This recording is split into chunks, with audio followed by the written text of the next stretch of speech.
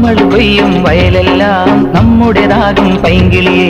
അരുമക്കിളിയെ നേരോ നേരോ വെറുതെ പുരുതം പറയാതെ നമ്മൾ കൊയ്യും വയലുകൾ ജന്മിത്തമ്പ്രാക്കളുടേതല്ലേ. അല്ലെന്നേ അല്ലെന്നേ അല്ലല്ലല്ലെന്നേ അല്ലെന്നേ അല്ലെന്നേ അല്ലല്ലല്ലെന്നേ. നമ്മൾ കൊയ്യും വയലെല്ലാം നമ്മുടേതാകും പൈങ്കിളിയെ. അരുമക്കിളിയെ